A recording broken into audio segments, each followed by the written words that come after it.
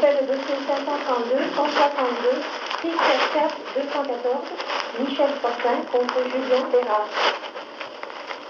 Bonjour. Bonjour. Alors, l'exercice qu'on va faire aujourd'hui, c'est d'abord de bien identifier quelles sont les questions affectées des parties. Je vais vous résumer d'abord, parce que je comprends la nature de votre réclamation de procès, c'est la défense de Maître Bérard. Dites-moi s'il y a quoi que ce soit qui ne requête pas ce que vous réclamez, mais ce que je comprends, c'est que vous poursuivez Maître Bérard pour faute professionnelle commise dans le cadre d'un mandat de litige. Je comprends que Maître Bérard agissait pour vous dans le cadre d'une poursuite devant la Cour supérieure. Que vous dirigiez en fait en responsabilité professionnelle contre votre ancien avocat pour tout ce qui a été relevé par la Cour supérieure. J'ai vu que le jugement était une pièce épousée à l'estime de votre situation. Et je comprends que vous avez dit que Maître Bérard a manqué à son devoir de conseil et a fait preuve de négligence. Vous lui reprochez en fait sa négligence, sa faire valoir vos droits. Dans le cadre du litige, j'ai voulu réclamer 15 000 pour ce que vous qualifiez être une problème de santé, stress, insomnie, etc. Ça résume bien. Il y a d'autres affaires aussi qui n'étaient pas produites. Et j'avais fait une chronologie avec Maître Jean-Yves Côté, il ne l'a pas mis dans le dossier. C'était une chronologie. Après ça, j'avais fait faire des jurisprudences. Il ne s'est pas servi lors de mon procès. Et puis, il y a eu un abus de procédure. Il y avait 7 témoins qui n'étaient pas là. Chantal Lafortune, il y avait des avocats qui n'étaient pas là. Autrement dit, on m'a mis des témoins, sachant qu'ils ne seraient pas là au procès. Puis moi, j'ai été interrogé pendant 3 jours de temps sur moi personnellement. Monsieur ne m'a pas fait d'entente. Mais on n'est pas on rentre pas dans le fond. C'est pas moi qui va décider la chose aujourd'hui. Tout ce que je fais, c'est gérer. En fait, ce que je veux surtout m'assurer, c'est quand vous allez revenir devant un ou une de mes collègues, et vous allez être là pour le procès, le dossier va être vraiment complet, et ça ne va pas dérailler, vous n'allez pas décider en mettre à une autre date. Et quand le dossier est complet, on va fixer la date de procès ensemble. On ne rentre pas trop dans le fond aujourd'hui, mais je voulais juste de bien comprendre. J'ai des témoins à rajouter aussi. On va passer à travers le de témoins. C'est ça. C'est ça. Donc ça, c'est votre position. Je comprends l'intérêt que vous voulez avoir pas quelque chose que ce soit dans le temps de la... Bien clair, ma défense par rapport à même. Vous faites notamment référence au jugement qui était rendu par la Cour supérieure et ça fait passage, vous faites référence à la crédibilité de M. Fortin, selon ce que la juge Jacob, je crois. Anne Jacob. Bon, alors ça, c'est l'enjeu du dossier. Il y a une pièce que vous avez évoquée, M. Fortin, il y a 4 pièces en fait que vous évoquez. Une pièce C1 à P4, introduction d'instance, la chronologie à laquelle vous êtes. Oui. La déclaration commune un peu de ce pour établir, donc vous allez les fautes en fait de M. Bérard, il n'y a pas de preuve que vous allez pour établir qu'il y a une faute. 7 témoins absents, Madame la juge. 7 témoins absents, un abus de procédure, 7 témoins absents qui n'étaient pas là, puis Maître a accepté ça. Ils m'ont interrogé pendant 3 jours moi-même. C'est moi qui le demandais, j'ai été interrogé 3 jours pour une chose personnelle. Maître Bérard était sur le côté de la partie adverse. Hein? Quand j'étais dans son bureau, j'étais après José avec. Il y a 5 000 pour un procès de séjour. Et puis la secrétaire est venue dire, elle dit, Maître Bérard, vous avez 25 000 de rentrer dans votre compte de banque. Qui a donné un procès de séjour pour 5 000? Je me suis fait arnaquer, Madame la juge. Je me suis fait arnaquer par Maître Bérard. J'essaie de vous expliquer que moi, j'entendais pas le fond. Moi, je vais dire si vous avez raison non, mais je veux m'assurer quand vous allez arriver à... Je vais tout avoir. Je vais tout avoir. Là, c'est pas au procès qu'il va falloir tout avoir. C'est maintenant, on fait l'exercice ensemble. C'est ça. Peut-être que toutes les pièces que vous avez reçues sont pas aussi, mais on va vous donner du délai. C'est ça. On va tout J'ai d'autres pièces à rajouter, j'ai sorti mon ordinateur. Il y a combien de pièces que vous avez ajoutées? Ben là, j'ai les pièces, j'ai le mandat de la convention d'honoraires de Maître Jean-Pierre Côté. Lui m'a fait un mandat 20 Lui, il m'a jamais fait un mandat si je gagne ma cause. Maître Jean-Pierre Côté, c'est lui qui a fait les jurisprudences, puis c'est lui qui a fait aussi ma chronologie. Ma chronologie, c'est ça. Non, non, ben là, c'est lui qui était supposé de venir à la cour, puis il n'a pas voulu Maître Bérard qui vienne. Maître Côté, je vais la prendre votre cause, M. Fortin, à 20 Il m'a fait une convention d'honoraires. Lui, il m'a jamais fait de convention d'honoraires, il savait qu'elle allait perdre la cause. Je suis un autre avocat que vous allez devoir essayer de convaincre mon ma collègue, là, Maître Bérard a commis une faute professionnelle dans le cadre de l'étude de la procédure. L'abus de procédure. Il va falloir que vous fassiez la preuve de ça. J'ai la preuve. Est-ce que vous l'affirmez? J'ai la preuve. Comment vous allez la faire cette preuve-là? Parce que c'est ça pour vous. Bon, mais j'ai la déclaration commune. Les témoins n'étaient pas là. Bon, les témoins n'étaient pas là. Pour établir qu'une faute, ça prend une preuve, normalement une preuve d'expert pour établir la faute professionnelle de Maître Bérard. Donc, un autre avocat... Je ne prends plus d'avocat. J'ai eu 4 procès, puis j'en ai perdu 4. Là. Je ne prends plus d'avocat. Je vais me défendre tout seul. Vous sensibilisez sur l'importance d'avoir une preuve d'expert pour établir la faute. Et surtout, pour que vous compreniez tout ce que vous affirmez, pour que vous le prouviez. Oui, j'ai tous les dossiers pour le prouver. Là, ma première question pour vous, c'est, à part les pièces P1 à P4, est-ce qu'il y a d'autres documents que vous entendez invoquer lors du procès? Bien là, les témoins, je vais rajouter des témoins. Je ne parle pas de témoins. Il y a d'autres... La déclaration commune, est-ce que vous l'avez? Déjà Elle est dans la déclaration il y a commune. d'autres documents. Il y a beaucoup de faits là, que vous voulez raconter. Normalement, c'est publié ce document. Oui. Juste la déclaration commune de Mme la juge, les témoins n'étaient pas là. Moi, je suis le demandeur, j'ai 7 jours de procès pour 5 000 $. C'est un procès de 35 000 $. Il m'a chargé 5 000, il a été payé par le barreau pour venir me défendre. Parce que le juge en avocat, ne voulait pas que je me présente tout seul. Fait qu'on a donné 5 000 $ à monsieur là, pour me venir représenter. Et moi, je me suis séparé avec ma femme à cause de lui. Là. Il a pris la carte de crédit de ma femme là, pour passer le 5 000 $, je n'avais plus d'argent. Ces éléments factuels-là, il faut pas le temps de les mettre en code, mais il faut les mettre en code au procès. C'est ça. Quand on parle de carte de crédit de votre femme, ça Oui. ressemble à un relevé de carte de crédit. Oui, oui. Un document qui atteste que... Oui, il a pris la carte de crédit 5 000 $ de ma femme pour se payer. Vous pouvez tout avoir ça. C'est ça, oui, mais c'est pas que je vais tout avoir ça plus tard. Le but de l'exercice aujourd'hui, c'est de prévoir un échéancier pour que vous produisiez ça au début de la cour. Alors, Parfait. combien de temps avez-vous besoin pour produire tous les autres documents que vous entendez votre 1 mois. Un mois. On dit que c'est le 13 janvier. Non, le 13 janvier, j'ai un procès. J'ai un procès avec... Pardon?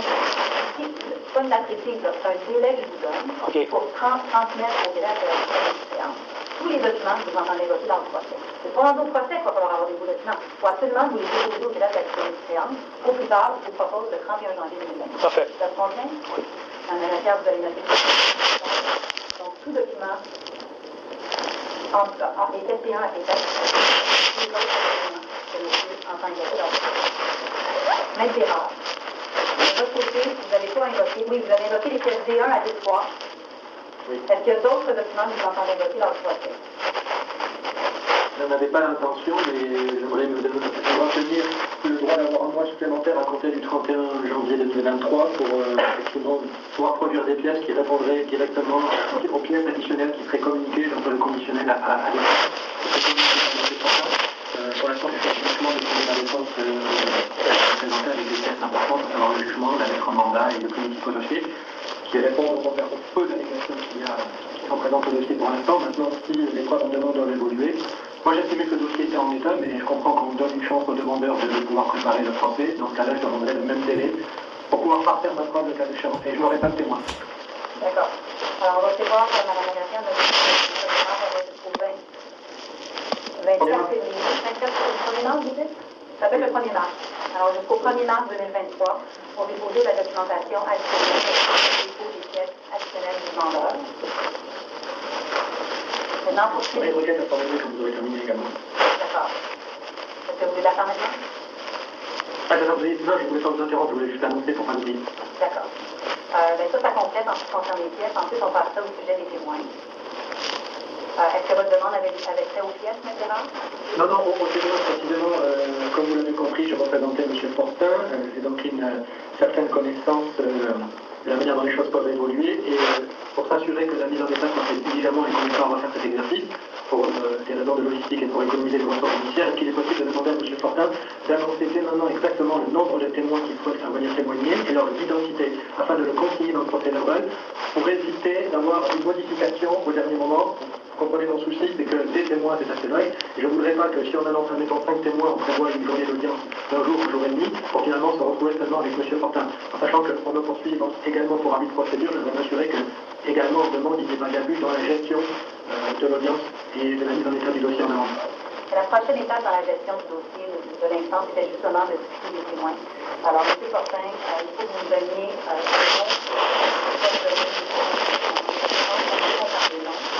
Maître Martin Bergeron, c'est lui qui avait fait ma requête introductive d'instance. C'est ça. C'est lui qui a tout fait les papiers. Et puis... Il était dans quel bureau, M. Bergeron? Les commercialistes. Les commercialistes. Et vous nous dites donc que c'est l'avocat qui a fait le processus. Oui, j'ai parlé hier, puis il est prêt à venir témoigner.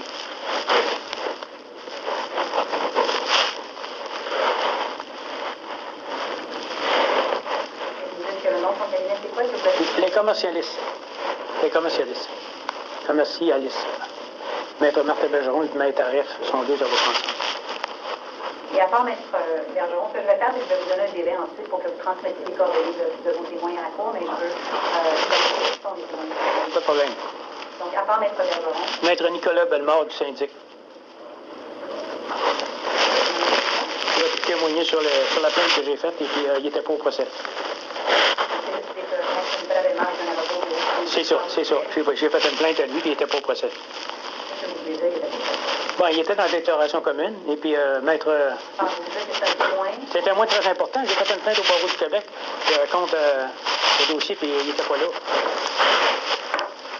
On va reprocher à Maître... Nicolas Bonnemort, qui était pas... Je veux juste bien comprendre. Parce que vous reprochez à Maître Bérard de ne pas avoir appelé Maître... Je veux questionner Maître Nicolas Bellemort. À quel sujet? Je veux le questionner dans le dossier. J'ai tout le dossier, la plainte que j'ai faite, là, et puis il n'a pas été questionné. Encore une fois, il faut que je m'assure de comprendre pourquoi vous voulez faire entendre. Que je comprends. Mais c'est dans le fond, là. C'est dans le fond, je vais pouvoir le dire, je le questionne, là. Mais qu'est-ce que vous essayez d'établir avec son client? Maître Nicolas Bellemort, c'est la première plainte que j'ai faite au barreau du Québec. Maître Nicolas Bellemort... Contre l'avocat qui était poursuivi dans le dossier que donné le jugement d'avocat. C'est ça. J'ai poursuivi Maître Gilles Gravel. Maître Gilles Gravel, mais Nicolas Bellemort était supposé d'être au procès parce qu'il était dans la déclaration commune. Vous avez annoncé comme témoin au procès. Oui, c'est ça. Là, mais il n'était pas là. Et en quoi est-ce que son témoignage, dans le cadre de votre réclamation... Ben, c'est parce qu'il y aurait eu des questions, il posait à Maître Nicolas Bellemort, mais il n'a rien fait de ça. Tout ce qu'il a fait, là, il a fait des questions. Il m'a laissé pendant 3 jours, au moins, à me faire questionner sur mon passé. C'est moi qui revenais contre le barreau. Fait que j'ai été 3 jours à me faire questionner. Le monsieur n'a rien fait dans mon contrat. Il n'a absolument rien fait. Hein? On vient d'autres témoins dans un instant, mais je me rends compte que ça va être nécessaire pour s'assurer que les choses soient très claires, qu'il n'y a pas de dérapage. Je vais vous donner un délai, mais je vais demander à ce que vous déposiez une demande précisée. Vous allez identifier précisément ce que vous reprochez. Pas de problème. Nicolas Bellemort, pas de problème aussi. Mais pas en Maître Bellemort, en Maître Bérard. Ah, Maître Bérard, oui, j'en ai beaucoup. La seule chose qui est devant le tribunal dans cette instance-ci, ce sont les reproches que vous formulez. C'était une faute, les émissions. Là, vous dites juste que c'est une faute, c'est de la négligence. Mais je me rends compte à vous questionner sur la preuve que vous entendez faire, que c'est pas clair exactement ce que vous reprochez à Maître Bérard. Alors, je vais vous donner un délai. Je vais déposer une demande précisée. Vous allez dire précisément quels sont les reproches que vous formulez à l'endroit de Maître Bérard. Pas de problème. Quel délai avez-vous besoin? On avait parlé tout à l'heure du 31 janvier pour ces deux pièces. Je vous donnais le même délai. Non, je veux tout avoir, Tout pour le 31 janvier. Oh, oui, tout avoir le 31 janvier. Alors, vous avez noté ça, Mme Lagracière? Il y aura une demande modifiée afin de préciser les reproches que M. Fortin formule à l'endroit de M. Bérard, qui devra être déposé au la Cour au plus tard le 31 janvier 2023. Donc, le deuxième témoin que vous annoncez, c'est Maître Nicolas Bellemort du bureau de Saint-Denis. Et je comprends qu'avec son témoignage, vous allez tenter d'établir qu'il aurait dû être entendu Ben oui. Jacob, alors qu'il ne l'a pas été. Troisième témoin. Madame Rolande Potvin. Oui, Mme Rolland. Madame Potvin, c'est elle qui a fourni la carte de crédit pour le 5 000 pour Maître Bérard. C'est votre conjoint? Oui, c'était ma conjointe qui était avec moi. Puis moi, j'avais plus d'argent. J'ai été, quand tu poursuis un avocat pour une police d'assurance de 500 000 3 polices, 1 million, bien, ils ont mis l'artillerie là dedans. Ils ont fait une requête en rejet. J'ai gagné avec le juge Gérard Duré. Là, je suis vraiment focusée sur les témoins. Pourquoi? Alors, vous voulez faire entendre votre conjointe parlant de votre Oui. Parce que c'est elle qui a donné sa carte de crédit. C'est ça. Avance que c'est prise par C'est ça, Bérard c'est ça, de 1 000 c'est ça. Et pourquoi est-ce que c'est important, selon vous, par rapport à la réclamation que vous faites à Maître Bérard? Parce que Maître Bérard, il n'aurait pas dû prendre sa carte de crédit. Moi, je suis poursuivi Mme Potvin, là, pour 5 000 et plus. Je m'en vais en procès, là, le 13, à cause que j'ai pris sa carte de crédit. Puis elle a dit, tu n'avais pas l'autorisation de prendre ma carte de crédit pour payer Maître Bérard. Fait que moi, j'ai pris la carte de crédit, je n'avais plus d'argent. J'ai dit, j'ai donné. Mais là, elle dit, là, elle me poursuit pour 5 000 là, je suis obligé de... Oui, mais je suis plus avec. On m'a mis dehors. Quand j'ai perdu mon procès, j'ai tout perdu. Je me suis fait mettre dehors de la maison, j'ai perdu le procès. Mais le fait que vous ayez maintenant séparé de votre conjointe vous réclame ce montant-là, en quoi est-ce que ça met en question la... Bien, c'est parce que Maître Bérard aurait dû appeler Mme Potvin pour lui dire c'est correct pour la carte de crédit.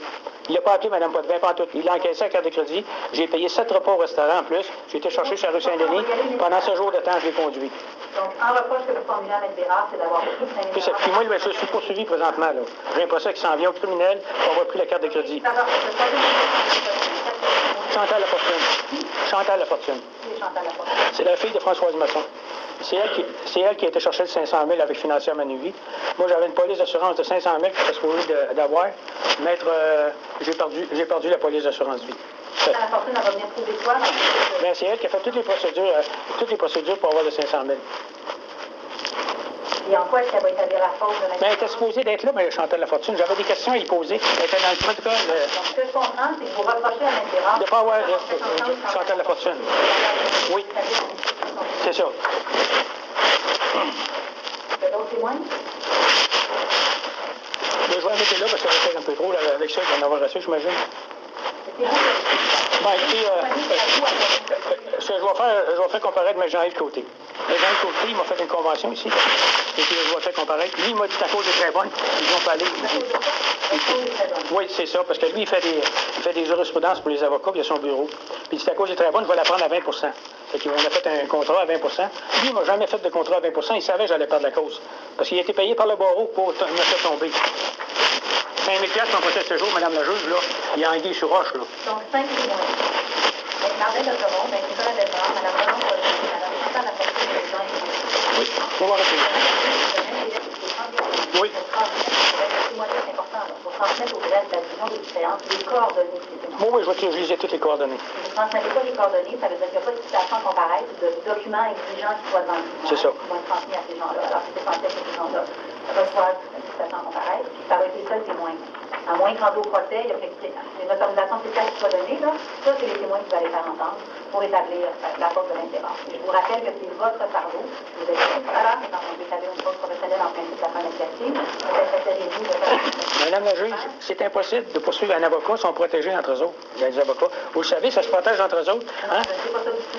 Maître, j'ai oublié 2 avocats. Maître Marika Deauville, qui avait le dossier, c'est la plus important. Marika Deauville de RFS Avocat, et Maître Elisabeth Laroche, qui étaient toutes les deux avocats pour c'est ça. Oui. Oui. Et en quoi est-ce que leur témoignage serait pertinent? Pardon? En quoi leur témoignage serait pertinent? Ben, c'est eux autres qui ont monté le dossier. Ils m'ont fait tomber mes clients, tous. Et lui, il s'en est pas servi de ça. Lui, là, Maître Bérard, là, il y avait 2 avocats contre moi, puis il y avait Maître Bérard qui était contre moi. Maître Elisabeth Laroche, le RSS avocat. Après ça, Maître Marika Deauville, qui avait le dossier dans les mains. Comment voulez-vous que je gagne une cause quand il y a 2 avocats, puis mon propre avocat est contre moi? Mais c'est pas ces avocats-là. Non, mais... Vous poursuivez Elisabeth Laroche. Concentrez-vous sur Maître Bérard. C'est Maître Bérard à qui vous faites des reproches. Oui, je fais des reproches, c'est certain. La cause que vous devez établir, c'est la cause de Maître Bérard. Et non des reproches à faire aux avocats de la partie adverse quand le dossier vous avez perdu. Là. Donc, OK, je comprends, Mme la juge, mais je veux juste vous expliquer que quand j'ai passé le procès de ce jour, il y avait 2 avocats pour défendre M. Gilles Gravel. Puis moi, j'en avais un qui était sur l'autre côté. C'est bon. Alors, on oublie ça, Mme Lagratière, Marika Deauville et Elisabeth Laroche. Oui, j'ai oublié m'en avoir assez avec ça. On va tout rentrer ça comme ça. Maintenant, vous avez entendu la liste de témoins, Maître Bérard, de votre côté. Madame la juge, comme je l'ai annoncé, je n'aurai pas de témoin. Maintenant, j'aimerais faire un petit commentaire qui fait qu'à ce stade-ci, en tous les cas, ça ne sera ni entendu ni accueilli, mais j'aimerais que ça apparaisse au procès verbal. Et je me permets de dire que j'ai participé à ce procès que j'ai fait. Mais tous les témoins, à l'exception d'un, le premier, que M. Fortin soit appelé, ne sont pas des témoins qui viendront témoigner spontanément, mais ce sont des témoins qu'il faudra envoyer des citations à comparaître. Et M. Fortin tente de reproduire et de réécrire de manière détournée le litige qui a conduit au jugement de la juge Jacob, laissant droit le plus strict et gravir avec ses conséquences. Mais je tiens à le mentionner à la Cour pour qu'on comprenne bien de quoi il s'agit, vous avez remarqué par la liste des témoins qui vous ont été annoncés. Évidemment, je ne peux pas formuler officiellement cette demande, mais j'aimerais que la Cour prenne en note le fait qu'il y a à sa face même un avis passant de procédure à annoncer des témoins qui n'ont certainement aucune idée de l'existence de ce litige ou de ce dossier, dont je ne suis pas certain qu'ils reçoivent une citation à comparaître en bonne et due forme, mais c'est le fardeau de M. Fortin, et j'aimerais que cela puisse être noté au procès verbal pour me permettre de plaider le moment venu à la Cour que dans la conduite de ce dossier, tant dans les faits qui me sont reprochés, qui sont totalement nébuleux et imprécis, que dans la conduite et la mise en état du dossier, il y a eu une pratique dilatoire, une partie sèche et simplement une volonté de tenter de reproduire un dossier qui n'a malheureusement pas été favorable à M. Fortin. J'aimerais que l'on puisse apparaître sur les combats qui seront venus de tout plaider. Et j'aimerais que l'on signifie à M. Fortin que on a, je crois que si mes calculs sont bons, en termes de 4 et 5 témoins, ce qui rend vraisemblable au minimum une journée d'audience, voire peut-être plus. Et donc il y aurait des conséquences sur le fait qu'une telle durée soit bloquée par la Cour et que ces témoins ne soient pas là, soit parce qu'ils refusent de venir, soit parce qu'ils n'ont pas en situation à comparer, soit parce qu'ils viennent témoigner de manière un peu ahurissante et de réexpliquer qu'ils ne comprennent pas la raison pourquoi ils sont là et qu'ils ne savent même pas ce qu'ils ont à dire concernant ce dossier. Donc c'est simplement la remarque que je voulais faire parce que vous comprenez que dans le jour où nous sommes en gestion, ça aura son importance le moment venu. Mme Bérard, je vous entends, et M. Fortin, je veux m'assurer que vous comprenez bien ce que M. Bérard est en train d'annoncer, c'est qu'il va faire une demande reconventionnelle, va demander au tribunal de déclarer que votre procédure est établie. Il va demander à ce que vous soyez condamné à verser les dommages en raison du caractère abusif des procédures. Alors, vous comprenez bien que c'est la même chose que Mme Bérard annonce. Oui, essaye de me faire peur tout simplement, essaye de me faire peur tout simplement. Je n'ai pas peur de lui en tête. Maintenant, Mme Bérard, je voudrais que vous soyez parce qu'en ce moment, il n'y a pas de demande conventionnelle au dossier. Alors, combien de temps avez-vous besoin pour avancer votre demande pas conventionnel en avis de procédure. Juste pour être honnête, je ne veux pas dépenser plus d'argent dans ce dossier et la demande conventionnelle c'est un timbre judiciaire supplémentaire, simplement comme la loi me le permet, le code de procédure civile, je dois réserver le droit à tout moment, ça peut être soulevé d'office ou par une demande des parties, de faire une demande en avis de procédure. C'est peut-être pas le cas, je laisse toutes les parties sont présumées de bonne foi, peut-être que M. Fortin fera me dire les témoins qui m'annoncent, auquel cas ils font simplement contre un projet, mais je voulais simplement estimer à l'attention de la Cour qu'il y a une réelle possibilité que la conduite du dossier par le demandeur soit abusive, auquel cas j'en ferai la demande au juge à l'audience, puis le juge pourra décider s'il accorde ou pas. Mais Béra, je veux juste vous sensibiliser à l'idée que la dernière chose que vous voulez, que M. Fortin veut et que la Cour veut, c'est que cette affaire-là dérape le jour du procès. Mon vœu, c'est qu'une date de procès soit fixée ensemble dans quelques minutes et que cette date-là puisse guider le débat. Alors, bien que le code de procédure civile puisse ouvrir la porte à faire une demande qui soit formulée à l'audience, je vous encourage. On prend note, donc vous vous réservez le droit de faire une demande d'avis de procédure, mais je vous encourage à la faire valoir par écrit à l'avance le plus rapidement possible. C'est là tout procès verbal que vous réservez ce droit-là. Oui, pour moi, je ne ferai vraiment pas des raisonnables et je ne sais pas quelles sont les pièces qui vont sortir ni l'objet des témoignages. Simplement, je peux anticiper le fait que, au final, on essaie de faire cet exercice à la Cour pour se retrouver avec les parties simplement qui témoigneront en chef dans l'espace de 2 heures, la cause soit terminée. Et je veux bien qu'il n'a pas la procès verbal, que ce n'aura pas du tout été du fait de la partie défenderesse. Je ne peux pas donner au procès verbal qui va survenir en jour au procès, bien entendu, mais on prend note du fait que vous réservez vos droits à l'égard des demandeurs. Maintenant, je voudrais vous sensibiliser, M. Fortin, à la possibilité de faire des déclarations pour valoir témoignage. Ça, en fait, c'est un processus qui vous permet de faire remplir par vos témoins une déclaration écrite et de déposer cette déclaration-là pour valoir témoignage. La partie adverse en est ensuite agitée et elle a un certain délai pour répondre, pour indiquer si elle insiste pour que le témoin soit présent dans la cour ou non, ce qui évite parfois de faire déplacer les témoins. Alors, si pour l'un ou l'autre de ces témoins-là, il y a une possibilité de faire préparer une déclaration pour valoir témoignage, je vous encourage à le faire. Le formulaire est disponible pour le site de la Cour publique, la vision des créances, et c'est un processus qui peut raccourcir tout ça.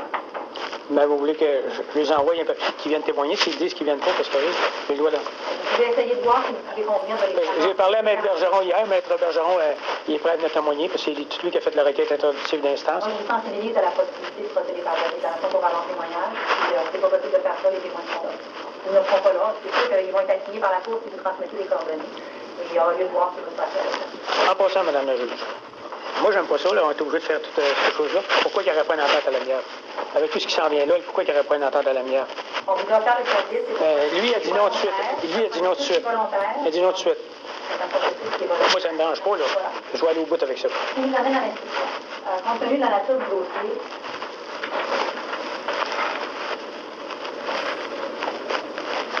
on va fixer le dossier pour...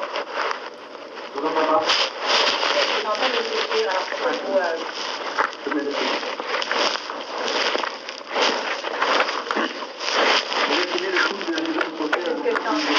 C'est ce que je suis en train de...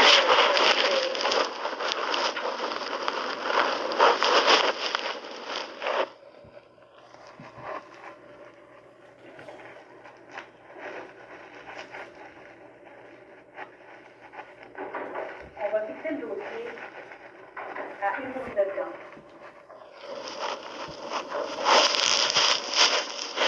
À moins que les coordonnées des témoins de monsieur ne soient pas transmises au reste de la cour à l'intérieur du délai de 31 jours, dans lequel cas l'audition soit réduite à une demi-journée.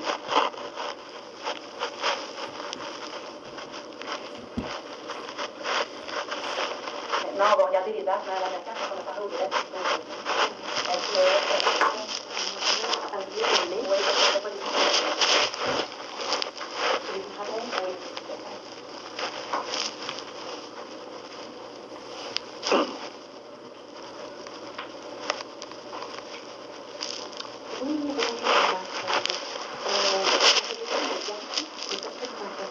oui. Oui, ça m'a donné des dates.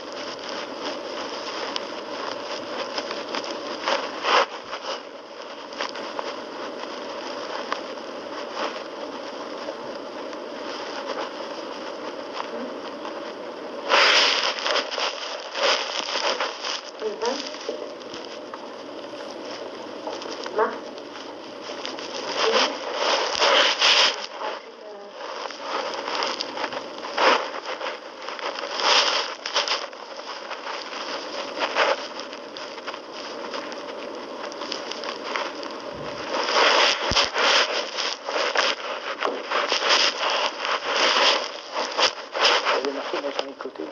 Mais j'ai un peu. Vous m'avez dit que c'est tout de suite.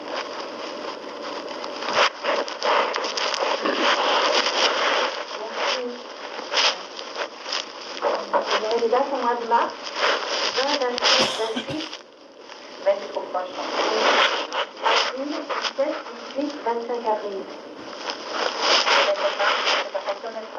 Fortin? Moi, il n'y a pas de problème. Moi, 27 mars, je suis disponible tout le temps. Après, je vais 27 mars 2023.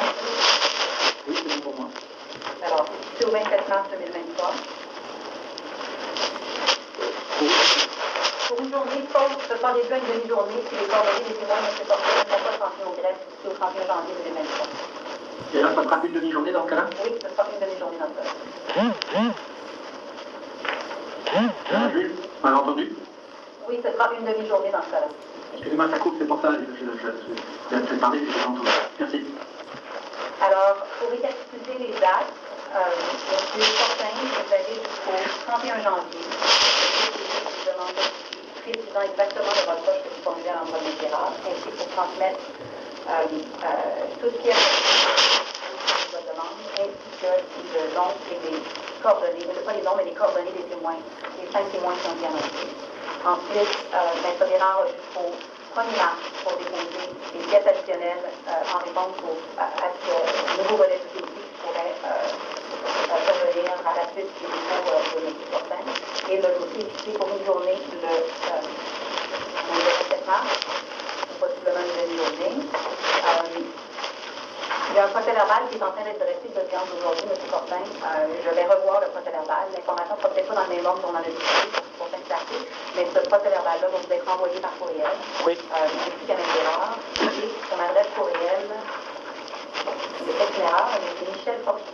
FORTI, pas de N. FORTI.gmail.com. Oui, madame. Et M. Gérard, c'est quoi l'adresse courriel?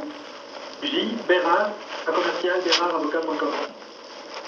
J, donc le premier lettre de mon prénom, mon nom de famille, B-E-R-A-R-D, commercial, bérardavocat, avocat au pluriel, .com. D'accord. Vous permettez, il y a une date que je n'ai pas retenue, c'est à quelle date, pour plus tard, où M. Fortin doit donner les coordonnées des témoins? Tout est à la même date, 31 janvier 2020. Et on a la salle qui procède ou pas encore? Vous n'avez pas encore la salle du procès, je m'appelle justement dans les conclusions du procès verbal, je demande à ce que l'avis d'audience vous donnant la salle dans laquelle le procès va avoir lieu soit transmis par courriel à l'adresse que j'ai décrite. Vous devriez recevoir ça quelques semaines avant la date du procès. Et les citations à comparaître seront envoyées par le greffe de la Cour aux gens dont les coordonnées ont été transmises dans le procès. Est-ce qu'il y a autre chose que je n'ai pas couvert? M. Fortin, est-ce qu'il y a d'autres choses? Ben là, c'est lui qui allait envoyer les citations à mes C'est témoins. pas moi personnellement, c'est Non. le greffe de la Cour. Le greffe de la Cour. L'information que vous aurez transmise au plus tard le 31 janvier. C'est ça. Je dois leur donner l'adresse de Maître Bergeron. L'adresse, ça. Mais Bérard, est-ce qu'il y a quelque chose que vous vouliez ajouter? Non, mais une question, parce que comme je suis assistant, je ne vois pas l'écriture avec votre nom pour mes notes. J'avais plaidé pour vous. Je suis la deuxième. Vous aurez de toute façon mon nom dans le procès verbal de l'étude d'aujourd'hui. Alors, c'est l'instant de la conférence de gestion. Je vous souhaite une bonne fin de journée, M. Bérard.